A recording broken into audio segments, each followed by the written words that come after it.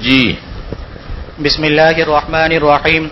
باب كراهية البول في الماء الراكد. وبه قال حدثنا محمود بن غيلان قال حدثنا عبد الرزاق عن معمر عن همام بن منبه عن أبي هريرة رضي الله عنه عن النبي صلى الله عليه وسلم قال: لا يبولن أحدكم في الماء الدائم ثم يتوضأ منه. قال أبو عيسى: هذا حديث حسن صحيح. وفي الباب عن جابر رضي الله عنه. بسم الله الرحمن الرحيم. باب كراهية البول في الماء الراكد. الماء الراكد الماء الواقف أي الماكث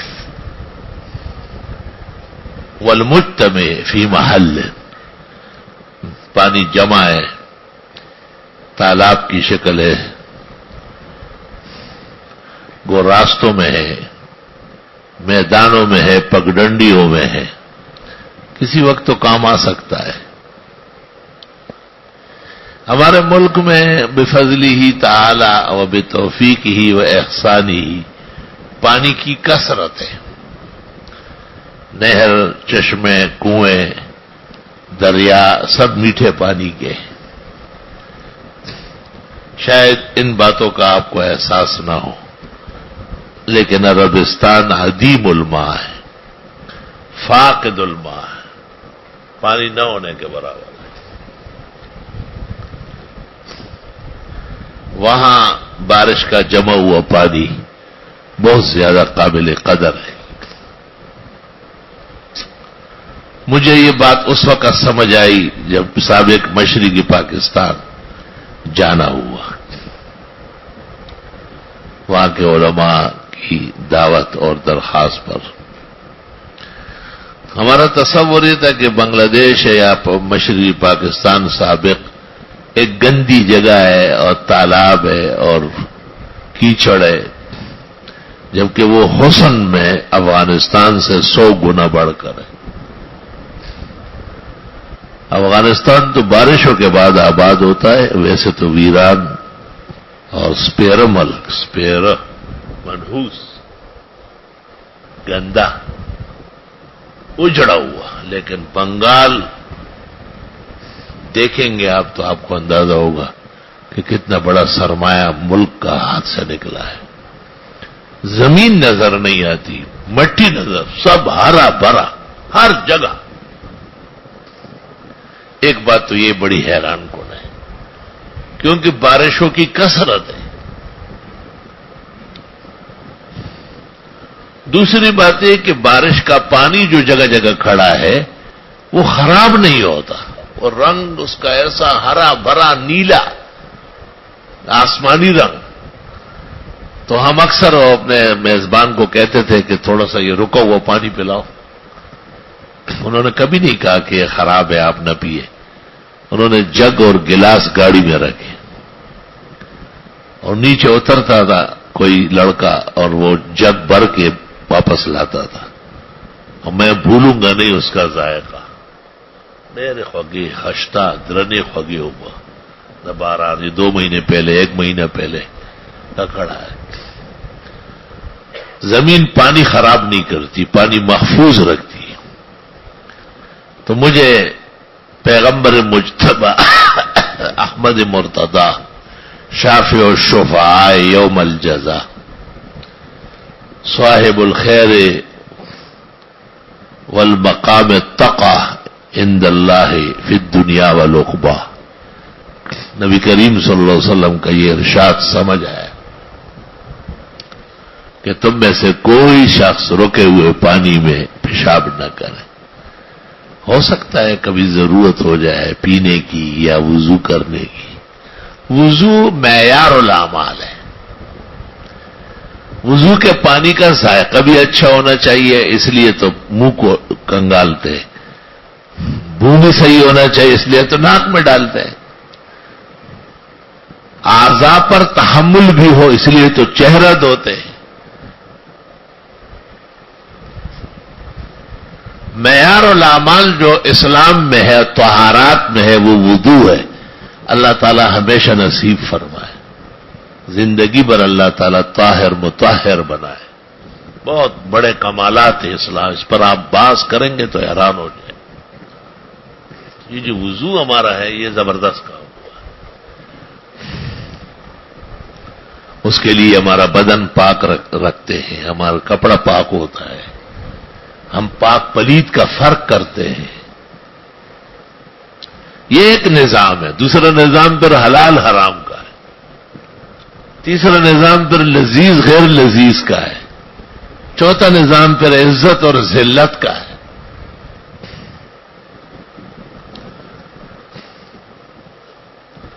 یہاں ایک نوجوان آتا تھا، وہ اسلام اور عیسائیت کا تقابل کرتا تھا، تو مجھے ٹیلی فون کے ذریعے اس نے اپنایا اور کہا کہ میں خدمت میں حاضر ہوں گا، چونکہ میں عیسائی لڑکا ہوں، میں آپ کے آداب کہاں جانتا ہوں، کروں گا پورا، مگر ابتدائی غلطیاں آپ معاف کریں گے۔ تو جب اس نے کہا کہ اس طرح کیسے فرق ہوگا کہ عیسائیت منسوخ ہے، متروک ہے، اور محمدی نظام جو ہے وہ نافذ العمل ہے، تو میں نے کہا طہارت سے پتہ چل جائے۔ کہا کیا؟ میں نے کہا ہمارے ہاں نیند سے اٹھنے کے بعد جب تک ہاتھ دھوئے نہیں کہیں ڈالیں گے نہیں، ہمارے ہاں ایک نماز کی ایک رکعت، ایک رکن بھی، ایک ٹکڑا بھی بغیر وضو کے نہیں۔ ہمارے یہاں چھوٹے بچوں کو بھی مائیں شران پابند ہے کہ پاک کپڑا پہنا ہے۔ یہ پیمپر ویمپر جو لگاتی ہے یہ سب بازاری عورتیں فحاشات ہے، اور مرد جو ہے وہ نام مرد کا ہے اور اندر سے زن کا ہے۔ معصوم تو ابوبکر نہیں ہے، عمر نہیں ہے، علی نہیں ہے، ابو حنیفہ نہیں ہے، یہ چھوٹا سا بچہ معصوم ہے، اور اس کا پاخانہ اس کے ساتھ لگا ہوا ہے۔ ماں کا جو 3 درجے زیادہ ہے، اس لیے زیادہ ہے کہ وہ دوسرے کو تیار کرنے کے لیے جلدی پیٹ بنائے، وہ اس لیے کہ مشقت بہت زیادہ ہے۔ بچہ جب نیند کرنے لگتا ہے پیشاب کرتا ہے، جب بیدار ہوتا ہے پیشاب کرتا ہے، جب بھوک لگتی ہے پیشاب، جب ڈر جاتا ہے پیشاب، ہر چیز میں اس کا الارم پیشاب ہے۔ فتح القدیر میں ابن الحمام محقق نے یہ بات لکھی ہے کہ معصوم بچوں کو بھی صاف رکھنا چاہیے، اور ان کے ساتھ ایسے کپڑے لپٹانا چمٹانا جو نجاست سے بھرے ہوئے ہو ناجائز ہے۔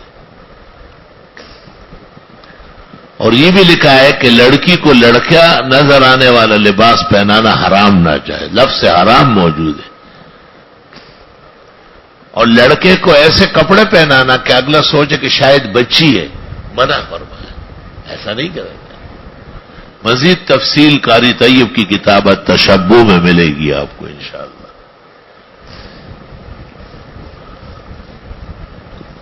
یہ مسائل میں اس لیے بے ادنا مناسبتاً ذکر کرتا ہوں کہ یہ مولویوں کے رینج سے نکل چکے ہیں، تو سوائے چند ٹکوں کے اور کھانے پینے کے کچھ بھی نہیں جانتے۔ فقہ تو ان کے ہاتھ سے جا چکا ہے، فقہ دا سر نہ پوئی۔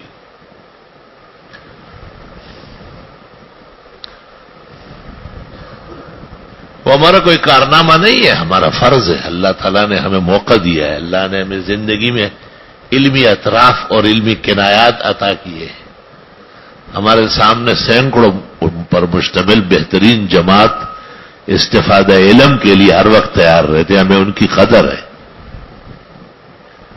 ہم دل و دماغ اپنے دل سے اپنے آپ کے ہاں، اللہ کے ہاں اپنے آپ کو مسئول سمجھتے ہیں۔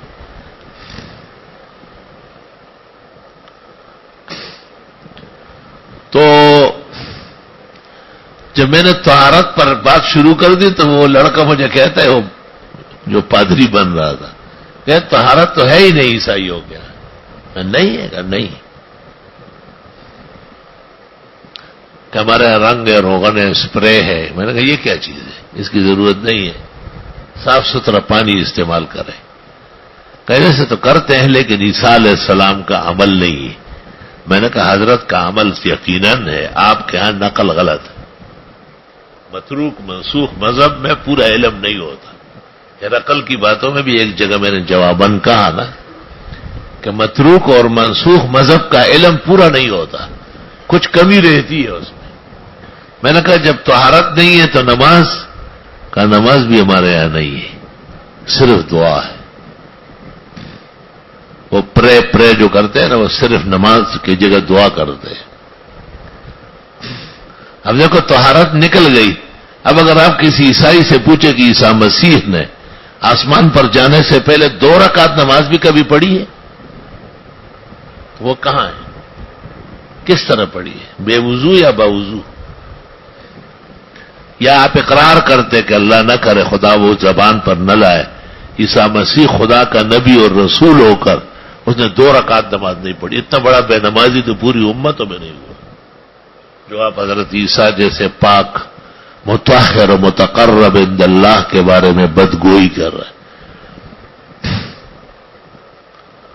دوسری طرف ہماری کتاب الطہارت ختم نہیں ہو رہی، 4 مہینے ہو گئے الحمدللہ.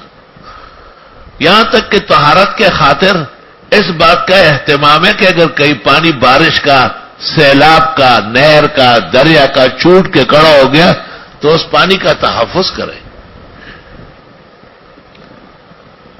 بھیڑ بکریاں پیے گی، جانور وہ تو یہ نہیں کہہ سکتے کہ ٹوٹی کھول کے مجھے گلاس میں دے اور مجھے آئس کریم کھلائے، وہ تو یہی پانی آپ جگہ جگہ رکھے.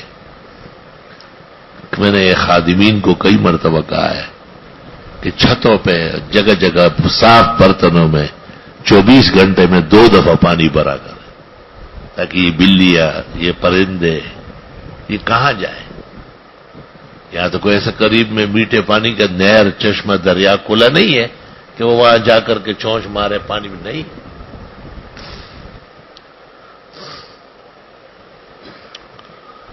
تو جناب رسول اللہ صلی اللہ علیہ وسلم کا ارشاد اقدس کہ آپ اس میں پھر ضرورت تو ہوگی. یہ حدیث اور یہ عنوان ان لوگوں کا بھی رد ہے جو کہتے ہیں کہ بیری بزاع میں تمام انجاس و غلاظات کے باوجود پانی قابل استعمال تھا. یہاں تو کھڑا ہوا پانی میں پیشاب کو روکا جا رہا ہے اور وہاں پر حیض کے کپڑے اور کتوں کے چمڑے ڈالے جا رہے ہیں اور پھر انسان اور مسلمان پی رہے ہیں. حاشا و کلا، سوئی تعبیر ہے اور حدیث کا غلط مطلب لیا جا رہا ہے. یہ باب ان لوگوں کا بھی رد ہے جو کہتے ہیں پانی قلتین ہو تو پھر پلیت نہیں ہوتا. تو یہ راستے میں جب بارش کا پانی کھڑا ہوتا ہے وہ تو 100 قلے سے بھی زیادہ ہوتا ہے. لیکن پیغمبر کہتے ہیں کہ اس کو پاک رکھنا ضروری ہے. اگر آپ وہاں پیشاب کریں یا گند ڈالے تو پانی خراب ہو جائے گا. تو یہ عنوان بما معنون کے مذہب امام اعظم و فقہائے عراق کی تائید کبیر ہے، بالکل واضح ہدایت ہے.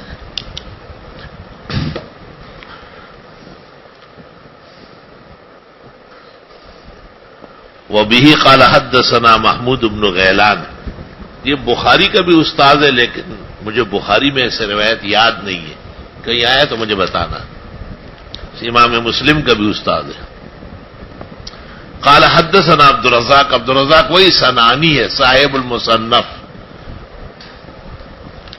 ان پر تشیع کا تہور ہے لیکن امام بخاری سے التاریخ الکبیر میں منقول ہے کہ ہم نے ان سے استفادہ کیا ہے اور ہم نے ان میں عیب نہیں پایا ہے.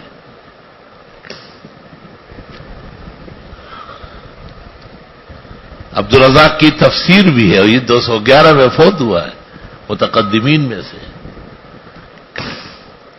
یہ عبد الرزاق صنعانی کہلاتے ہیں، صنعا کے. ان کی تفسیر قلمی بزرگوار مولانا شیر علی شاہ نور اللہ مرقدہ نے مجھے عطا کی تھی. جب ان کا کتب خانہ مدینے سے پاکستان پہنچے تو کراچی کے راستے سے آیا تو مجھے کہا کہ آپ ذرا نظر ڈالیں. میں نے ان کی تفسیر اٹھا کے پوچھی تو انہوں نے کہا یہ آپ کی ہو گئی. تفسیر قلمی تفسیر ہے، تفسیر عبد الرزاق.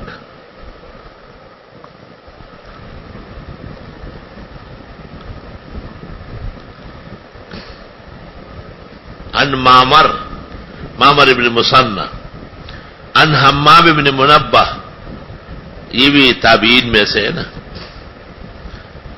ان کے متعلق غلط مشہور ہے کہ وہ یہ وفات عیسیٰ کے قائل ہے، بالکل غلط ہے۔ مجموع البحار میں طاہر پٹنی نے اس کو قول حفوات کہا ہے، اور اسی غلط قول کو پھر لے کر کے عبید اللہ سیالکوٹی نے، جب اس کا رد کرے تو سیالکوٹی کہے، پھر لوگ نہیں سمجھتے۔ عبید اللہ سیالکوٹی نے الہام الرحمان میں اس کے بارے میں لکھا کہ سید التابعین، وہ بھی حضرت عیسیٰ کی وفات کے قائل، لا حول ولا قوہ۔ عن ابی ہریرہ رضی اللہ عنہ عن النبی صلی اللہ علیہ وسلم قال لا يبولن احدكم في الماء الدائم اي الراكد اي الماكث اي القائم اي الواقف ثم يتوضا منه. قال ابو اسحاق حدیث حسن صحیح الحباب بن جابر، حدیث جابر اخرجہ مسلم فی صحیح۔ باب ما جاء في ماء البحر انه طهور، پڑھو۔ باب ما جاء في ماء البحر أنه طهور. وبه قال حدثنا قتيبة عن مالك قال وحدثنا الأنصاري قال حدثنا معن قال حدثنا مالك عن صفوان بن سليم عن سعيد بن سلمة من آل ابن الأزرق أن المغيرة بن أبي بردة وهو من بني عبد الدار أخبره أنه سمع أبا هريرة رضي الله عنه يقول سأل رجل رسول الله صلى الله عليه وسلم فقال يا رسول الله إنا نركب البحر ونحمل معنا القليل من الماء فإن توضأنا به عطشنا أفنتوضأ من البحر؟ فقال رسول الله صلى الله عليه وسلم هو الطهور ماؤه الحل ميتته والحل ميتته، عبارت میں نقص رہ گیا، واو ساکت ہو گیا۔ باب ما جاء فی البحر انه طہور، سمندری پانی پاک ہے۔ اصل میں اس میں کئی اشکال جمع ہوگا۔ ایک تو یہ کہ اس کا ذائقہ بدلا ہوا ہے، اکثر سمندر کا پانی کھارا ہوتا ہے۔ دوسرا اس میں بدبو بھی ہوتی ہے، لیکن یہ کنارے پر ہے جہاں پر سڑی مچھلیاں ہے، آگے نہیں ہے۔ تیسرا یہ کہ آپ کے اور ہمارے تصور میں یہ ہے کہ ملی ہے، یعنی نمکین پانی ہے، صحت کے لیے مضر ہے۔ چوتھا مسئلہ یہ ہے کہ پورے عالم کے اندر میٹھا پانی لے چلنا یہ آسان کام نہیں ہے۔ اللہ رب العالمین نے احسان فرمایا، ان تمام باتوں کے باوجود ماء البحر کو طاہر مطہر بنایا۔ ماء البحر، اچھا جو لوگ سمندروں کے ماہرین ہیں انہوں نے وضاحت کی ہے کہ یک دم شیرین پانی آ جاتا ہے، میلو شیرین میٹھا، آپ سمجھیں گے چینی ڈلی ہوئی، شہد ڈلا ہوا، یک دم کڑوا کھارا زہر آ جائے گا۔ کیپٹن اعلان کرتا ہے کہ یہ پانی جو اندر آ رہا ہے یہ مت استعمال کریں، اور سمندری اسفار معروف ہے، بدریا گر منافع بے شمارس، اگر خواہی سلامت بر کے دارس۔ دنیا کے اندر آدمی ایک جگہ سے دوسری جگہ جاتا تھا، سمندر استعمال کرتا تھا۔ ملتان کا بادشاہ تھا، مظفر شاہ نام تھا اس کو۔ ملتان پر بھی پختونوں کی حکومت رہی۔ مظفر شاہ سرائکی تھا اور پشتو بولتا تھا، بہت بہترین بادشاہ تھا۔ اس کی بڑی آرزو تھی کہ میں حج بیت اللہ کروں گا۔ ان کے لوگوں نے کہا کہ پھر کیوں نہیں کرتے، کہا حکومت چلی جائے گی۔ تو ان کے بیٹے تھے اور بھتیجے تھے اور عزیز و قریب تھے، انہوں نے کہا ہم ذمہ دار ہیں۔ یہ وہ زمانہ تھا کہ رنجیت سنگھ نے پشاور کے بعد لاہور قبضہ کیا تھا۔ رنجیت سنگھ اورنگزیب عالمگیر کی وفات کے 25 سال بعد، 25 سال تک پتہ نہیں تھا۔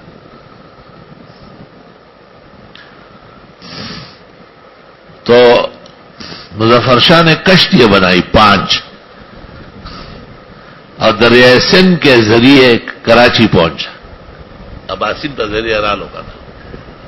یہاں پہنچ کے اندازہ ہوا کہ 5 کے 5 کشتی ٹوٹ گئی.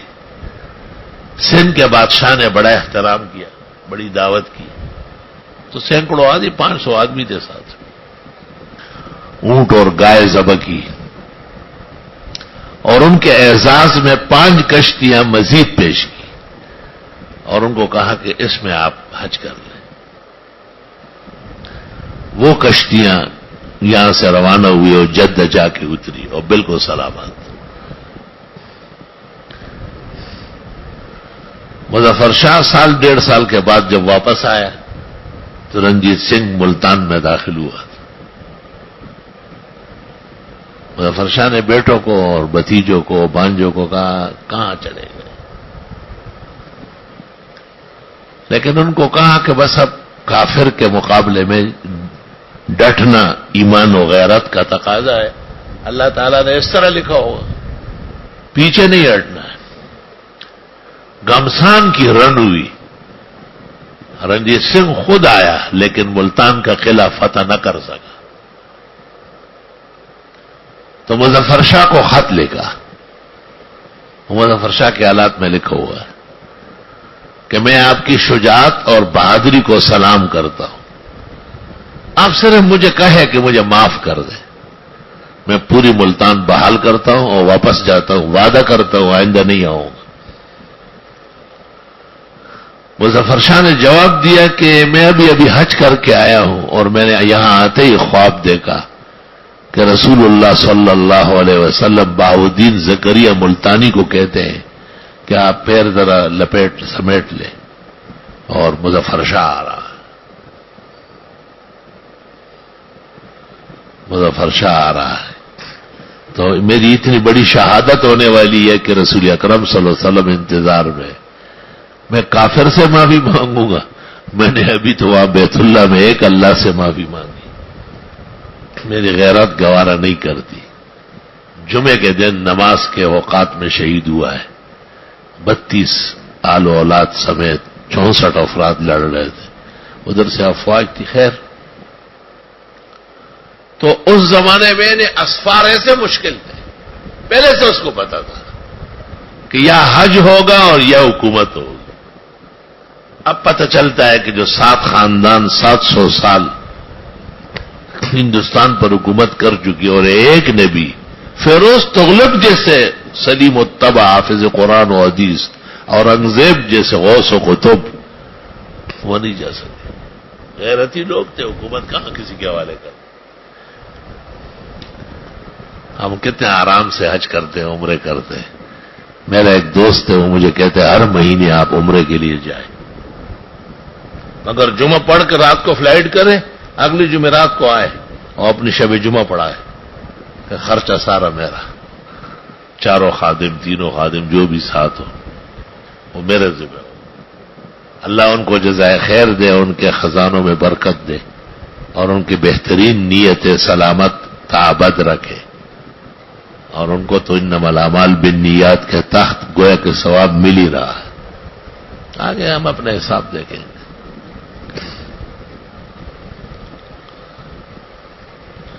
ایک دفعہ میں نے اور منصور بھائی نے شاید 5 یا 6 دن کا حج کیا تھا. ہم یہاں سے گئے ویسے حرام باندھ کے سیدھا عرفات, اور عرفات سے رات کو مزدلفہ, اور وہاں سے 3 دن کی رمی کر کے سیدھے مدینہ منورہ, اور مسجد نبوی کے اندر زور کی نماز پڑھی اور دعائیں مانگی, اور گاڑی گیٹ پہ کھڑی تھی. اس وقت مدینہ منورہ ایئرپورٹ نہیں تھا. واپس مکہ آئے, عمرہ بھی کیا ایک اور جدہ نکلے اور چھٹے روز احسن لوم میں موجود. 5 دن کا حج. اللہ نے اتنی آسانیاں فرمائی ہے. تو حضرت صلی اللہ علیہ وسلم سے پوچھا, سأل رجل رسول اللہ صلی اللہ علیہ وسلم, یا رسول اللہ انا نرکب البحر, ہمیں سمندری سفر کرنے ہوتے ہیں, وَنَحْمِلُ مَعَنَا الْقَلِيلَ مِنَ الْمَاءِ, تھوڑا سا پانی بطخ میں یا سرائی میں یا مشک میں یا کسی برتن میں ہوتا ہوگا. فَإِن تَوَضَّعْنَا عَطِشْنَا، اگر ہم وہ وضو میں استعمال کریں پیاسے مر جائیں گے. أَفَنَتَوَضَّأُ مِنَ الْبَحْرِ، ہم سمندری پانی سے وضو کر سکتے ہیں. فقال رسول اللہ صلی اللہ علیہ وسلم وَالطُّهُورُ مَاؤُهُ، اس کا پانی تو پاک ہے. وَالْحِلُّ مَيْتَتُهُ، اور اس کا میتا جو اس میں جانور مرتا ہے وہ حلال ہے، اور اس سے مراد سمک ہے. امام اعظم ابو حنیفہ رحمت اللہ علیہ اور فقہائے عراق کے ہاں، کثرت صحابہ و تابعین کے ہاں، دریائی حیوانات میں سے سوائے مچھلی کے کوئی چیز حلال نہیں.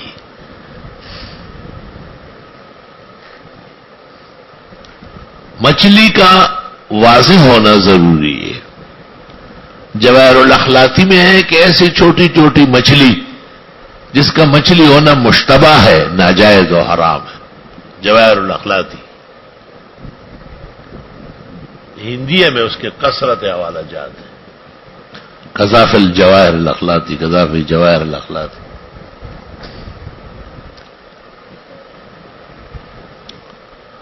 مار مائی، اگر وہ ڈنگ مارتا ہے تو سانپ ہے، حرام ہے. اگر ڈنگ نہیں مارتا ہے اور تبھی کراہیت نہیں ہے تو کھا سکتے ہیں.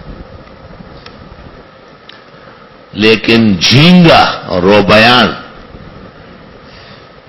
شوافی نے شرارت کر کے انہوں نے انہ من السمک کہا ہے. دمیری نے آیات الیوان میں، مولانا عبدالحی نے مجموع الفتاوی میں دمیری پر اعتماد کر کے اس کو کہا کہ مچھلی ہونا واضح ہے. اور حکیم الامت مولانا اشرف علی صاحب رحمت اللہ علیہ نے امداد الفتاوی میں ایک سوال کے جواب میں کہا، اب تک تو جو تحقیق ہے اس کے مطابق یہ مچھلی ہے. لعل اللہ یحدث بعد ذلک امرا، شاید آگے چل کر اللہ تعالی مزید روشنی نصیب کرے. عدمی اطمینان ہے. فقی الہند اور محدث الہند مولانا رشید احمد گنگوئی نے فتاوی رشیدیہ میں لکھا ہے، جھینگا غیر ماہی حشرات الارض میں سے حرام اور ناجائز. حکیم الامت کو یہ جگہ نظر سے نہ گزری. فتاوی رشیدیہ چھپا ہوا شائع نہیں تھا. کسی بزرگ کے تمام فروع و جزیات کا احصاء بظاہر مشکل ہوتا ہے.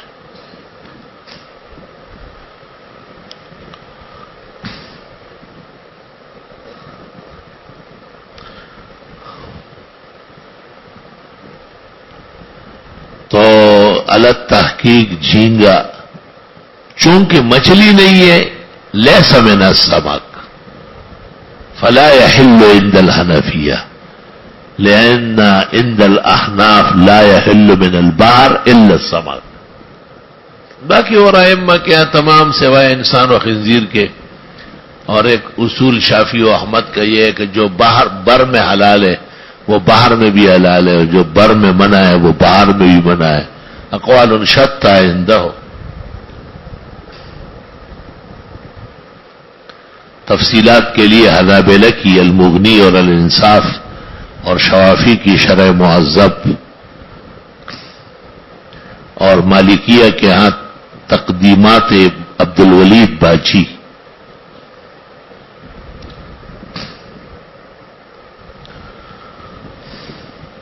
حضرت مولانا تقی صاحب دامت برکاتہم نے ابتدا میں درس ترمذی کے اندر صاف ستھرا لکھا ہوا ہے کہ منع ہے، نہیں کھانا چاہیے. بنگالیان بہت بڑا شرارتیان ہے. تقی صاحب کو ہیلے حوالے سے لے گئے، بڑا اکرام و اعزاز کیا اور ان کو جھینگے کھلائے. واپس آ کر کے درس ترمذی سے اس جگہ سے رجوع کیا اور کہا مجھے معلوم نہیں تھا، میں ایسے ملکوں میں گیا جس کا مجھ پر مچھلی ہونا واضح ہے. بے ایمان آدمی. مولانا نے اچھی رائے غلط میں بدل دی. حالانکہ صحیح مسلم کے اندر بھی انہوں نے ترجیح حرمت کو دی جو تکمیل کی ہے فتح الملہم کی. پہلی بات تو یہ ہے کہ قواعد سے پتہ چلا کہ پہلی تحقیق صحیح ہے اور جھینگا مچھلی نہیں ہے. دوسری بات یہ کہ اصول مسلم ہے فقہا کے کوئی چیز دائر ہو جائے حرام و حلال میں تو ترجیح حرام کو ہے، کیونکہ ہر حلال کا استعمال ضروری نہیں ہے لیکن ہر حرام سے بچنا فرض ہے. تیسری بات یہ کہ بنگالیان تو مبتلا بھی ہی ہے اور مبتلا بھی ہی کے قول کا اعتبار نہیں ہے. تیسرا یہ کہ وہ کون سی تحقیق تھی جس سے حضرت والا متاثر ہوئے اور صحیح اور فقہی رائے چھوڑنے پر اور بنگالی جیسی شرارتی رائے اختیار کرنے پر مجبور ہو گئے. ہمیں مولانا کی تحریرات سے ایسی کوئی روشنی نہیں مل رہی. میں جب بنگال گیا تھا مجھے وہاں کے بنگالیان نے کہا تھا کہ آپ جھینگے کے بارے میں اور پان کے بارے میں کچھ نہ کہیں. ہمارے بنگال کے علماء کا اتفاق ہے کہ یہ صحیح ہے. یہ بات ایک ایسے گھر میں ہوئی کہ وہاں کندھار کا ایک عطار تھا، بہت بین الاقوامی عطر فروش تھا. اس نے میرا نام پڑھ کر اخبارات میں تو اسے اعزاز میں زبردست دعوت کی. تمام بنگالی مولویوں کو جمع کیا. حضرت مولانا مفتی حبیب الرحمان صاحب خیر آبادی دارالعلوم دیوبند کے بھی تشریف فرما تھے. تو وہ اس کے ہاں دارالعزیز سے ڈبل مہمان خانہ تھا اور اس میں قیمتی کتابیں الماریوں میں بند تھی. تو میں نے وہاں ایک کتاب دیکھی مولانا اطہر علی سلہٹی کی لکھی ہوئی التبیان فی حرمت الروبیان، اور اس میں مفتی نظام الدین جیسے اور شمس الحق فرید پوری جیسے اکابر علماء ان کے دستخط تھے اور اس پر اجماع نقل تھا کہ جھینگا مچھلی نہیں ہے اور حنفیہ کے یہاں ناجائز و حرام. تو میں نے ان بنگالیوں سے جنہوں نے مجھے کہا کہ وہ اتفاق کب ہوا ہے کس کس کا ہوا اس کا نام آپ بتائیں گے؟ یہاں تو کتاب رکھی ہوئی ہے حرمت روبیان میں. اور مولانا مفتی خیر آبادی کو میں نے کہا کہ اگر حضرت گنگوئی اور حکیم الامت کی عبارت میں تعارض و ترجیح کس کو ہے؟ کہا کہ حضرت گنگوئی کو ہے. میں نے کہا بات ختم.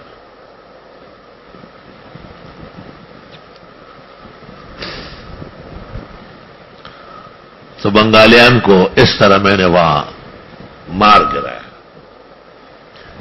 اور پان کے بارے میں کہا کہ اجرت پان کو کچھ نہ کہے، پان بہت ضروری ہے. ہمارے ہاں تو روٹی ضروری نہیں ہے، پان ضروری ہے. میں نے کہا مسواک کی حدیث سے کہا وہ بہت ضروری ہے. مسواک بیان کرتے کرتے میں نے کہا اس منہ میں جس میں 6 دفعہ مسواک ہو اس کو زیب نہیں دیتا ہے کہ اس منہ سے بندر کا پیچھے کا حصہ بنا ہے. پان خور کا منہ ایسا ہوتا ہے جیسے بندر کا دبر، کئی رنگوں سے بھرا ہوتا ہے. تو میں نے کہا مسواک کی حدیث پر ایمان لانے والی قوم کو زیب نہیں دیتی کہ وہ پان خور ہو یا سگریٹ نوش ہو یا نسوار خور ہو، پان میں سم رگڑا ہو. توبہ. جب میں یہ بیان کر رہا تھا ایک بہت بڑا بنگالی سامنے تھا، وہ ایسا منہ کھول کے مجھے یقین کر لے کہ میں شرم آ رہی تھی، مہمان تھا اور نہ میں کہنے والا تھا کہ بندر نے اپنے پیچھے کا ایسا کھولا ہوا ہے. شپگ رنگو نہ پکی ہو، شپگ رنگو نہ پکی، 6 رنگ تھے اس کے منہ میں. اور وہاں ایسے خراب پان خور ہے کہ جس جگہ کوئی جائیں گے نا آپ مہمان ہوں گے تو پہلا کام آپ کا کیا ہوگا؟ اپنا بٹوا کھولے اور اس میں سے جو اچھا اچھا پان ہوگا اس میں ڈالے. تو میں نے مولانا حبیب الرحمان اور ان کے بھائی عتیق الرحمان کو کہا، میں نے کہا یہ روٹی اور سالن بھی تھیلے میں ڈالو نا. یہ تو بہت بری بات ہے. میں یہ بھی بری بات ہے، یہ ہمارے یہاں برا نہیں سمجھا جاتا ہے. الحمدللہ ہم نے جہاں قدم رکھا ہے وہاں حق کا بین بجایا ہے، خاموشی اختیار نہیں کی ہے، نہ ان سے ڈرے. میں نے کہا بڑے سے بڑا فقیہ و مفتی سامنے کرو، میں اس سے پوچھتا ہوں کہ جھینگا کس شریعت سے کھا رہا ہے؟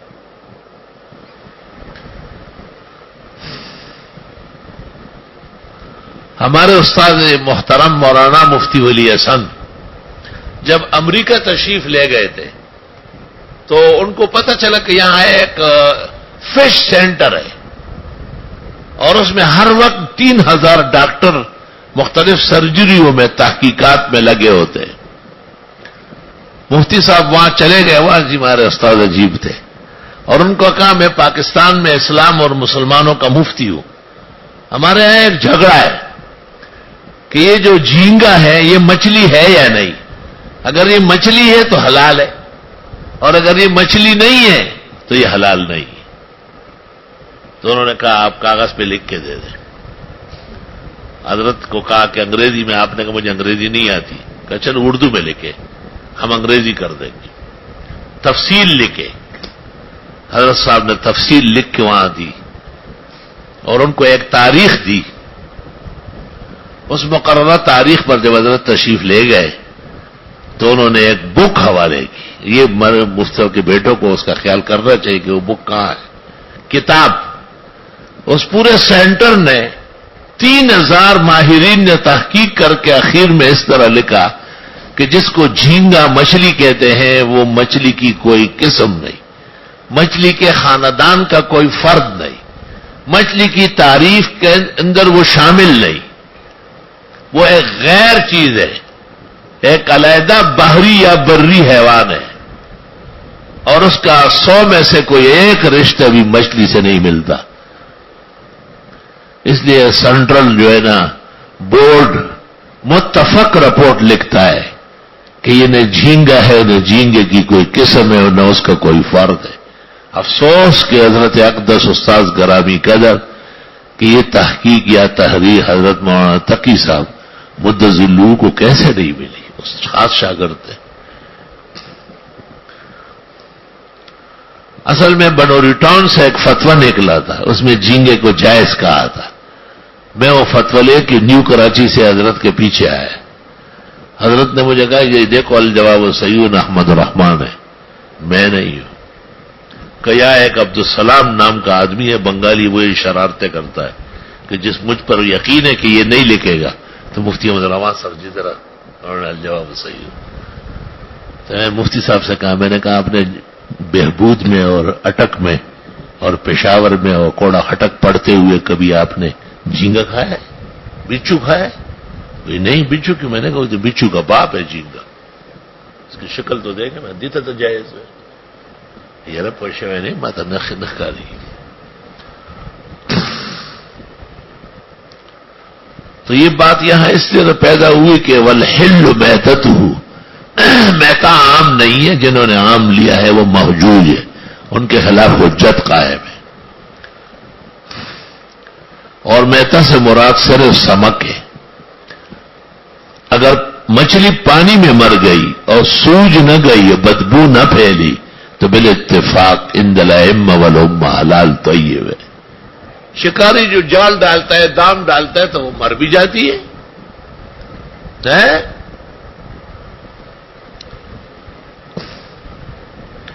سبحان اللہ و بحمدہ سبحان اللہ العظیم.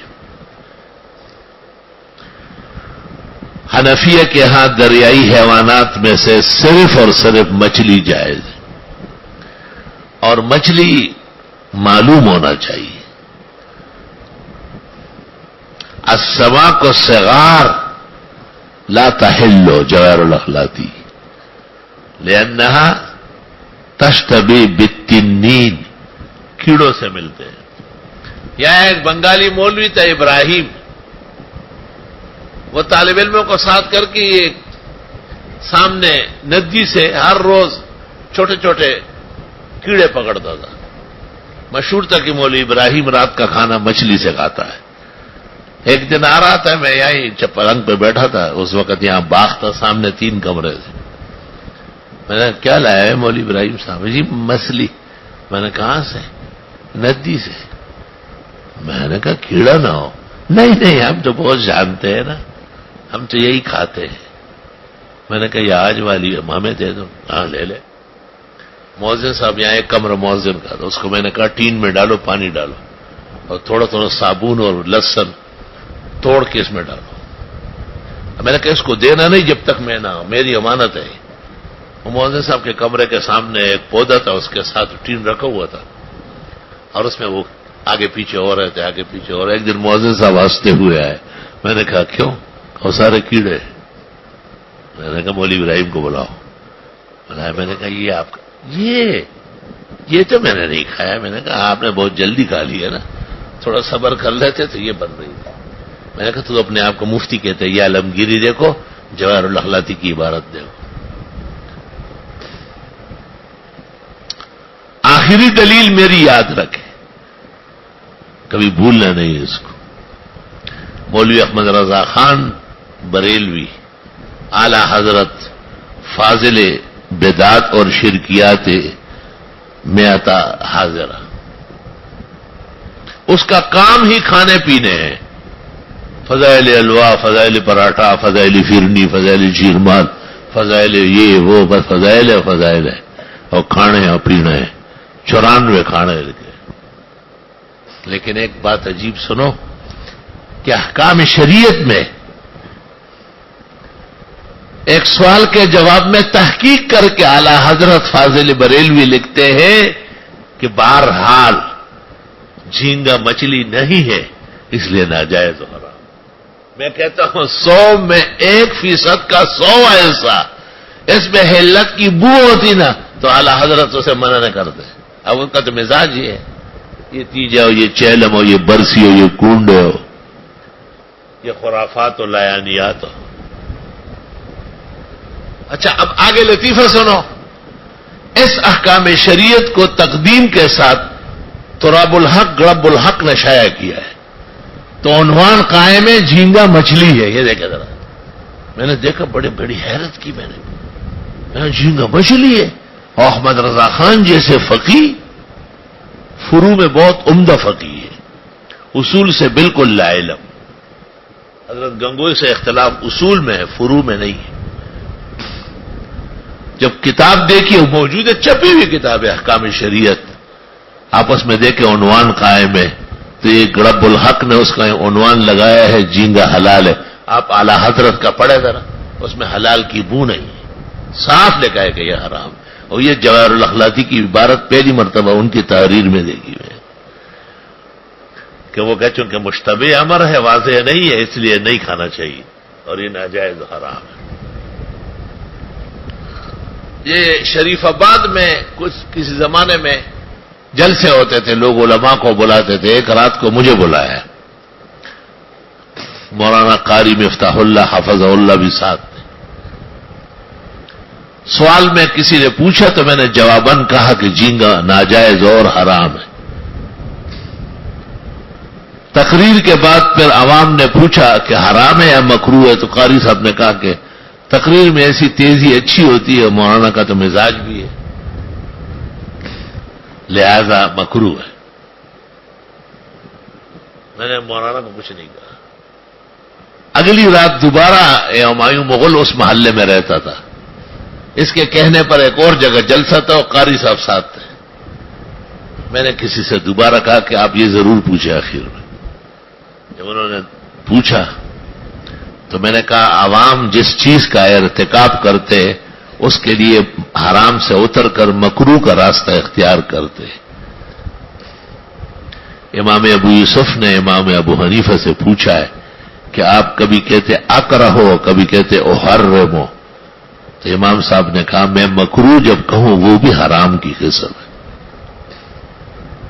لیکن دلیل واضح نہیں ہے، اور جب دلیل واضح ہو تو وہ حرام قطعی ہے.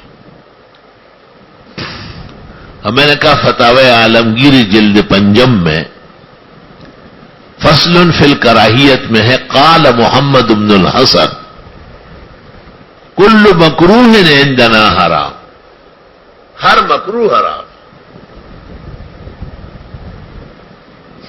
اور باقی رہ گئی اردو عبارت تو میں نے کہا دیوبند کی بنیاد مولانا محمد قاسم نے رکھی ہے اور اس کے عقائد کی تعمیر مولانا رشید احمد گنگوئی نے کی. اور میں نے کہا یہ فتاوی رشیدیہ اردو ہے، صفحہ 154 ہے. حضرت سے سوال ہوا ہے، آپ نے کہا جھینگا حشرات الارض، کیڑے مکوڑے، غیر ماہی ہے اور حرام ناجائز ہے. میں نے کہا یہ دیکھو حرام اور ناجائز کے لفظ لکھے ہوئے، کوئی یہ نہ سوچے کہ میں تیز چلا ہوں، میں بالکل برابر چلا ہوں. وہ نرم ہو چکا ہے، اس بہانے لوگ جھینگے کھا کے گندگیاں کھائیں. وبهذا القدر نكتفي اليوم وانا اظن اني قد تحققت في هذه المسألة حق التحقيق ولو عشنا ووفقنا لناتي بعدين بأزيد من هذا وفي ذلك كفاية للطالب. واما المتعنت اے جینگا خور فستكفيه النار، طالب تحقیق کے لیے اتنا کافی ہے، اور باقی جو جینگا خور ہے، جینگا خور اور حرام چور، وہ جہنم میں سیدھا ہو جائے گا.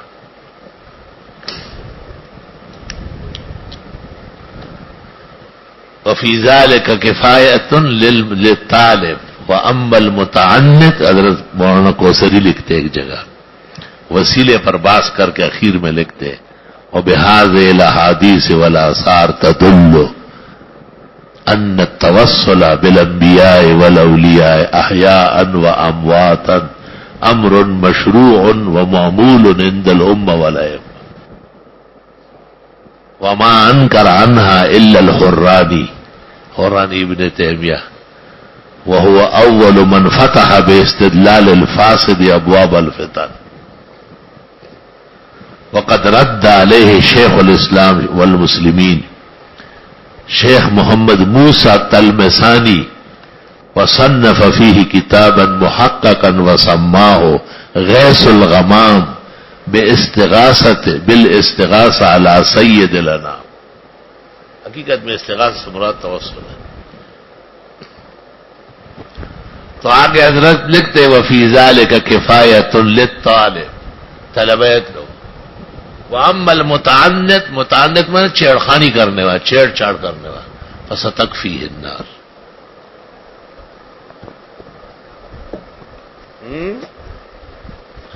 یاد رہے گی یہ باتیں؟ بنگالی کو یاد نہیں رہتی، وہ جھینگے سے باز نہیں یاد. اور مچھلیوں کی کتنی اچھی قسمیں، پاپلیٹ کھاؤ، پلوا کھاؤ، شیرجی کھاؤ، سرمائی کھاؤ، راہو کھاؤ. تم کچھ نہیں کھاتے ہو، کچھ نہیں کھاتے، تو چوہے کھاتے ہو، چوہا خور. وفي الباب عن جابر والفراسی، حدیث جابر اخرجہ الطبرانی وحدیث الفراسی اخرج ابن ماجہ وابن حبان. قال ابو هذا حدیث حسن صحیح وقول اکثر الفقهاء من اصحاب النبی صلی اللہ علیہ وسلم منهم ابو بکر وعمر وابن عباس لم يروا باسا بماء البحر وقد كره بعض اصحاب النبي صلى الله عليه وسلم الوضوء بماء البحر منهم ابن عمر وعبد الله بن عمر. وقال عبد الله بن عمر وهو نار. عبداللہ ابن عمر کے بارے میں مشہور ہے، قرآن کریم میں ہے نا وَإِذَا الْبِحَارُ سُجِّرَتْ، قیامت کے قریب دریا جھوم کے جائیں گے، دریاؤں میں آگ بھڑکے گی. ابن عمر جب دریا سے گزرتے تھے تو کہتے تھے یا بحر متی تعود نارا. اللہ اکبر.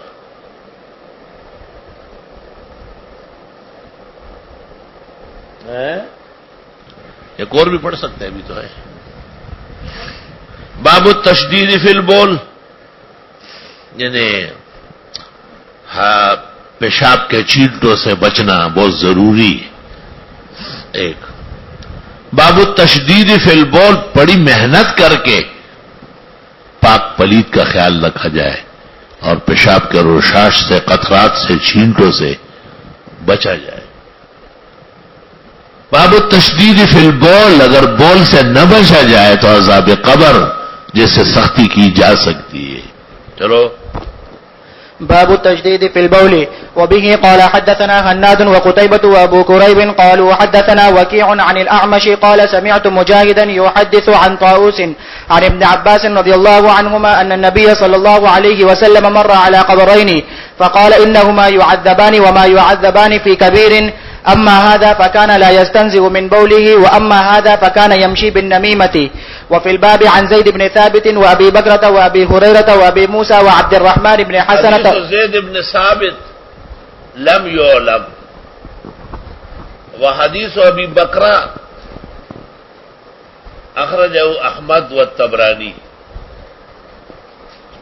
وحديث أبي هريرة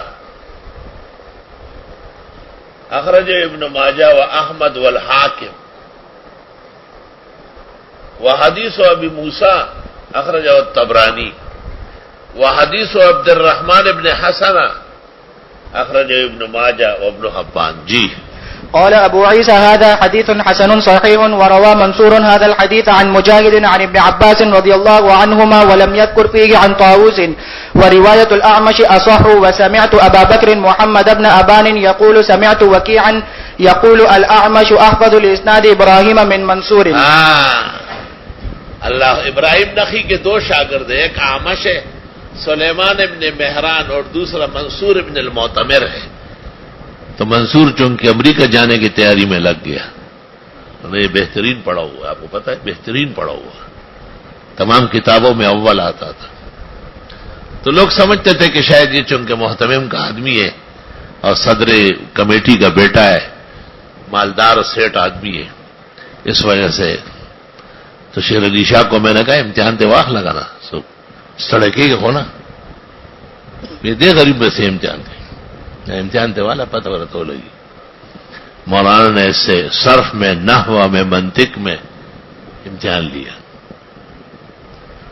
اور اوپر سے پیڈ منگوایا اور اس پر لکھا. میں نے عرب و عجم کے بہت طلباء دیکھے، میں نے منصور جیسے ذہین و ذکی نہیں دیکھا.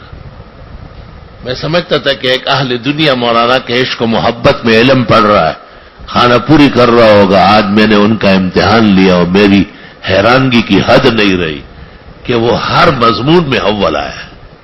یہ لکھا ہوا ہے ان کے پاس، دکان میں لگا ہے، مولانا کا لکھا ہوا. میں نے کہا یہ سند ہے، عرب و عجم کے استاد ہیں. آدمی جب غیرتی ہوتا ہے پھر ہر چیز میں غیرتی ہوتا ہے. جب آدمی بے غیرت ہوتا ہے تو ہر جگہ دلہ ہوتا ہے. بہترین پڑھتا تھا، اس لیے آپ کو بتا رہا ہوں کہ سند پر امام ترمذی کہتے ہیں کہ ابراہیم نخی کے تو دونوں شاگرد ہیں، لیکن افسوس کہ اعمش احفظ ہے منصور سے. ایسا مزاحن کہتا ہوں کہ وہ پھر پر تول رہا ہے، امریکہ جا رہا ہے، دونوں کام نہیں ہوں گے. دنیا داری اور دینداری دے لرے لرے، ماں دنیا دار سڑے دیندار لی دلے نہ دے. لا الہ الا اللہ. اسی طرح شاگردوں میں ویسے بھی فرق ہوتا ہے، بہت احفظ بھی ہوتے ہیں اور بہت اتقن بھی ہوتے ہیں، قدر مناسب بھی ہوتے ہیں. ظاہر ہے شیخ الہند سے دنیا نے پڑھا ہے، لیکن مولانا انور شاہ جیسے کسی نے نہیں پڑھا. اور حضرت گنگوئی اور حضرت نانوتوی سے کائنات نے پڑھا ہے، لیکن شیخ الہند محمود الحسن جیسے کسی نے نہیں پڑھا ہو. یہ اللہ کی طرف سے اعزاز ہے. آسمان کے ستاروں میں بھی فرق ہے. باقی حدیث شریف میں یہ آیا کہ آپ قبر سے گزرے، دو قبریں تھی. آپ نے ایک کے بارے میں کہا کہ یہ پیشاب کے چینٹوں سے نہیں بچتا تھا، اس کو عذاب ہو رہا ہے، اور دوسرے کے بارے میں کہا یہ چغلیاں کھاتا تھا، چغل خور تھا. چغل خور یاد رکھنا بری بات پہنچائے گا، اچھی بات نہیں پہنچائے گا. اب دیکھو میں آپ کو مثال دیتا ہوں. استاد محترم مولانا مفتی ولی حسن نے ایک دفعہ سپریم کورٹ کے فیصلے کو پٹخ دیا تھا. ہائی کورٹ اور سپریم کورٹ نے فیصلہ کیا تھا کہ جو مسجد انترائز ہے یہ واجب الانہدام ہے. 17 حوالے دیے تھے. مفتی ولی حسن اس کے سامنے کھڑے ہو، انہوں نے کہا حکومت وقت کا فرض ہے کہ وہ مسجدیں بنا کے دے، اور اگر وہ نہیں بناتی ہے اور لوگ خود محنت مشقت کر کے سرکاری زمینوں پر مسجدیں بنائے تو واجب التحفظ ہے، اس کو ہاتھ لگانا مسلمانوں کے نزدیک ناجائز و حرام ہے۔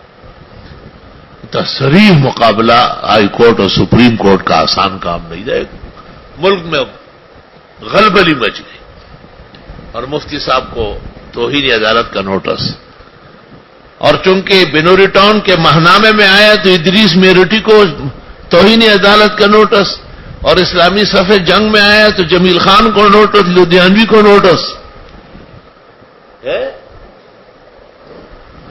لیکن دیوبندیوں کا عالمگیر بادشاہ احمد الرحمان زندہ تھے، انہیں ایسا گھیراؤ کیا ججز اور عدالتوں کا، یہاں سے لے کے پشاور تک تمام علماء کو باہر لے۔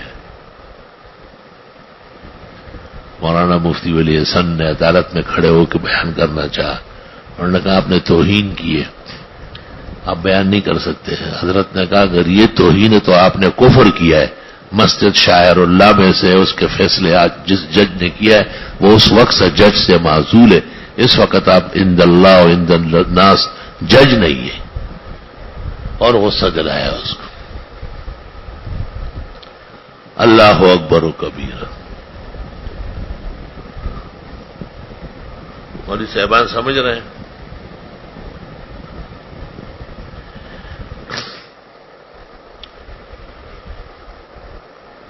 تو ایک مولوی صاحب جو اس زمانے میں بڑی عدالت کے جج تھے اور مولانا مفتی ولی حسن کے خاص شاگرد تھے، بہت خاص الخاص شاگرد تھے دونوں بھائی۔ مفتی ولی حسن کو ان کے لیے مفتی شفیع نے رکھا تھا کہ میرے بیٹوں کو کتابیں تکڑی کرا دو، تو انہوں نے پہلے تو کہا کہ معافی مانگنی پڑے گی، بہت بڑی توہین ہوئی۔ حضرت نے کہا سر کٹا دوں گا، معافی نہیں مانگوں گا۔ معافی کیسے مانگوں؟ کیوں مانگوں گا؟ مسئلہ تو صحیح ہے۔ تو اب اس نے دوسرا رخ اختیار کیا، چالاک بہت ہوتے ہیں یہ لوگ۔ اس نے کہا ٹھیک ہے اگر آپ کو سزا دے دی میں اسی وقت استعفیٰ دے دوں، اب میرے استاد آئندہ میں عدالت میں نہیں بیٹھوں، ایسی عدالت میں میں نے جج نہیں ہونا ہے جس میں میرے بزرگوں کو سزائیں ہو رہی ہے۔ تو پھر وہ باتیں پھیل گئی، لوگ مولانا مفتی ولی حسن سے پوچھتے تھے کہ آپ کو کہا ہے کہ آپ معافی مانگے؟ تو حضرت اس طرح کہتے تھے کہ ہاں انہوں نے مجھے کہا تھا کہ اگر آپ کو سزا ہوئی تو میں استعفیٰ دے دوں گا۔ میں علیحدہ گیا، مجھے کہا ہے، یہ پہلی بات بھی کہی ہے، لیکن میری عادت ہے کہ میں بری باتوں کی اشاعت نہیں کرتا، یہ تو چغل خور کا کام ہے، اور میں اچھی بات آگے بڑھاؤں۔ سبحان اللہ، میں نے کہا ہے، لیکن جب وہ بات نہیں چلی میں نے سخت مسترد کیا دوسری بات کی کہ میں اسی وقت استعفیٰ دے دوں۔ وہ قدرت کو منظور تھا کہ ججز کو کسی نے سمجھایا کہ مولویوں سے پنگا نہ لو، خواہ خواہ سر نیچے اور پیر اوپر ہو جائیں گے۔ ہاں اے پکر حسین و کوٹھی تخیشہ جان خلق مست جگہ خی بدی کی پاور چٹا کئی بدی کی۔ ججز نے معذرت کی اور کہا ہم سے زیادتی ہو گئی، آپ معاف فرمائیں۔ الحمدللہ اس زمانے کے اخبارات آپ کو ریکارڈ کرنا چاہیے، اس زمانے کی۔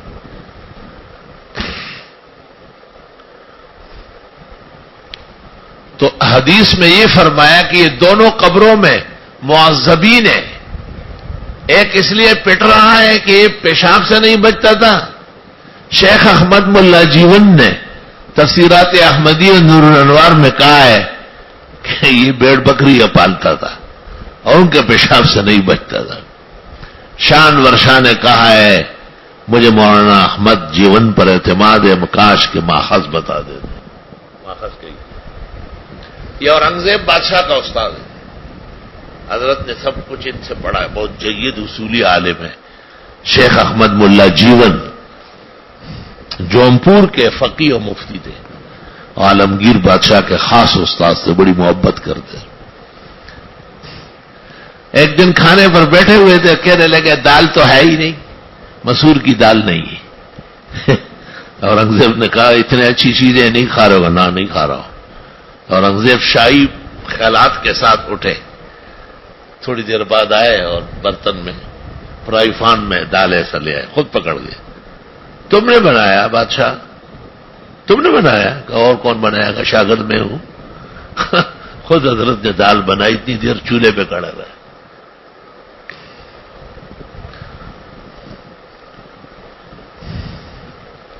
حج کے لیے گئے، وہاں عرب بادشاہ کو پتہ چلا کہ ہندوستان کا لاسانی فقی آیا ہوا ہے. روک لیا کہ قاضی القضات بھی ہو، حرم کے امام بھی ہو، بس یہی رہو. بیٹھا رہا وہاں. بادشاہ کو ان کی جدائی بڑی کڑک محسوس ہوئی. آخر منت سماجت بودھ کی نہیں آیا، فوج بھیجی. اسے کہا اگر نہیں آتے تو پکڑ کے لاؤ. بادشاہ نے فوج بھیجی. فوج نے بہت منت سماجت، پیر دبائے. اس نے کہا نہیں جاؤں گا. اور کیا کہا بادشاہ نے؟ کیا کہا ہے؟ کہا جی چلنا ہے. کہا نہیں. اور کیا کہا ہے؟ کسی جلباز سے بھائی نے کہا کہ اگر نہیں جائیں گے تو پکڑ کا. وہ یہ بھی اورنگزیب نے کہا ہے. صبر کرو. آ گیا. بادشاہ کو کہا جب آپ یہ کہہ رہے تھے کہ پکڑ کے لاؤ، اس وقت بھی میں استاذ تھا. اورنگزیب نے کہا حضرت سنا ہے اس میں لکھا ہے قاریان ہند میں کہ اورنگزیب نے 3 یا 6 مہینے اس پر روزے رکھے. بہت فحش غلطی ہو گئی. میری زندگی میں یہ داغ ہے کہ وہ استاد محترم کو میری نامناسب. ایسا زمانہ تھا، بادشاہان دیکھو اور آداب میں اولیاء کاملین دیکھو. رجب شعبان رمضان ہر سال رکھتے تھے. یہ استاد محترم کو نامناسب بات ہو. محبت بہت تھی.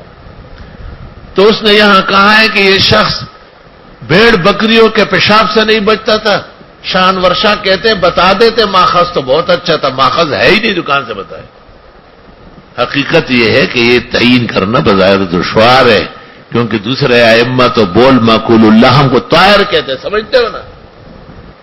اس لیے شاہ صاحب کہتے کہ ماخذ بتا دیتے نا. وبهذا القدر نكتفي اليوم لأن الشيخ ياسين قد جاء وينتظركم.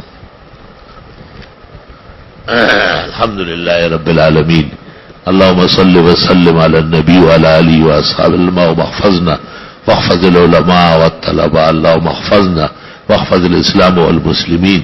اللهم احفظنا واحفظ هذا الدين وشعائر الدين عن الأشر وعن المفسدين وعن القتالين والسفاكين. فالله خير حافظ وأرحم الراحمين. صلى الله